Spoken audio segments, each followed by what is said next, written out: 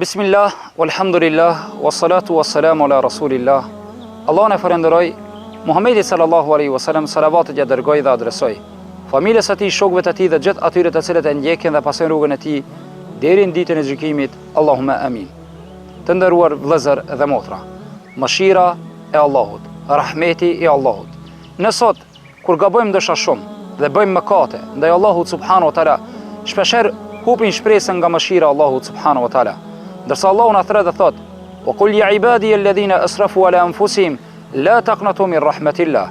O ju të cilët jeni zgjitur dhe keni tepruar me vetveten e juaj në mëkate, mos hupni shpresën nga mëshira e Allahut subhanahu wa taala, se Allahu i fal tana mëkatet. Mëshira e Allahut, për të cilën Allahu thot në Kur'an: "Wa rahmati wasi'at kull shay." Dhe mëshira ime ka kapluar çdo sen. Njeriu kur gabon, shpeshherë thot: "Athu vallë, është Allahu ai i cili më mëshiron." Pa dyshim që Allahu mëshiron. Pasi që pejgamberi sallallahu alaihi wasallam me një hadith të vërtet kutsi thot se ka thënë Allahu tebareke wa taala: "Wa rahmati sabaqat ghadabi." Dhe mëshira ime e ka tejkalu hidhrimin tem. Kjo është një premtim i Allahut subhanahu wa taala. Se Allahu e ka mujt hidhrimi, mëshira e Allahut, hidhrimin e Allahut subhanahu wa taala. Dhe për këtë dëshmojnë shumë ngjarje dhe hadithet pejgamberit sallallahu alajhi wasallam që mëshira e Allahut është shumë e madhe.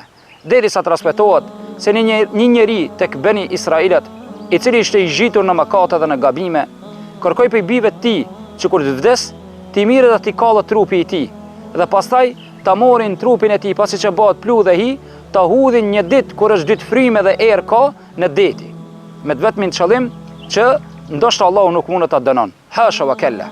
Dhe ky njeri, jo që dishon të Allahu, por për frikën se Allahu të veproi këta.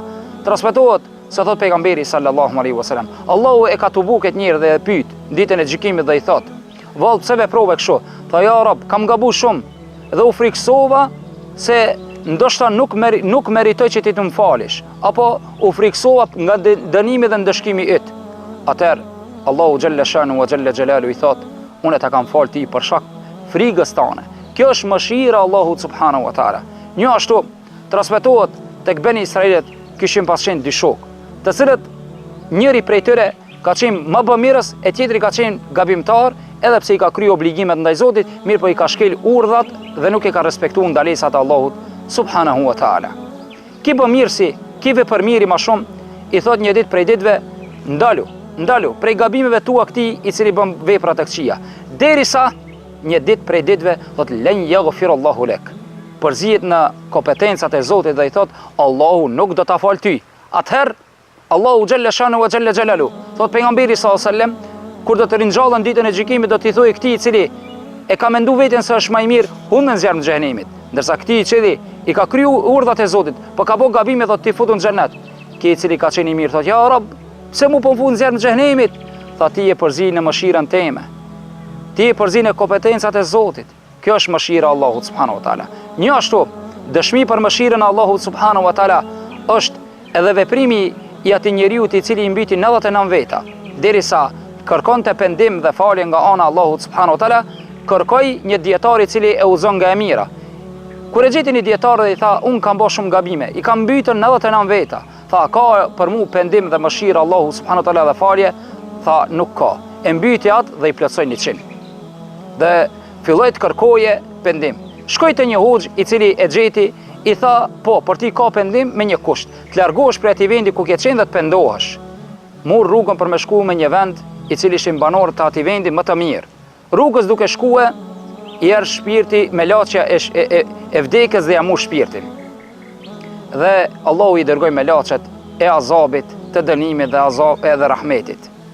Dhe filloi ndërmjet me laçeve të thonë me laçet e azabit, të dënimit: "O Zot, ky është i yni." Të rahmetit të thonë: "O Zot, ky është i yni." Atëherë Allahu e çon një me laçet xhikues dhe tha: "Ma afër cilit vend gjendet, aty ato le ta marrin." Atëherë të nderuar vëllezër e ummat, dhe derisa dul që një pllomb ishte më afër vendit të banorëve të mirë. Kjo është mëshira e Allahut. Me një transmetim thuhet që Allahu e lëvizi tokën që vetëm anoje nga vendi i mirë dhe ta kaploje mëshira Allahut subhanahu wa taala. Andaj, mëshira Allahut është shumë e madhe. Derisa Allahu subhanahu wa taala tregon dhe thot për robërit të cilët e kanë zhytur dhe e kanë tepruar mëkate, Yubeddilu Allahu sejjiatim hasanat. Allahu ja u shëndron gabimet, mëkatet e tyre, shka sevape. Andaj kjo është mëshira e Allahut subhanahu wa taala. Thot pejgamberi sallallahu alaihi wasallam për mëshirën e Allahut duke tregu. Një ditë një nan e humbi familjen e saj dhe filloi të kërkoje. Dhe kur u kthyi e gjeti edhe përçafoi dbirin e saj nana. Tha pejgamberi sallallahu alaihi wasallam pranishve sahabëve, tha vallë kjo nan e hudh e vladin e saj një zjarm, pasi që e takoi dhe e gjeti. Tha jo ja Rasulullah, kjo me nxese e gjeti edhe përçafoi ngushtë. Tha Allahu është më i lumtur dhe e don Allahu dhe gëzohet kur robi i tij kthehet dhe është i mëshirshëm atë.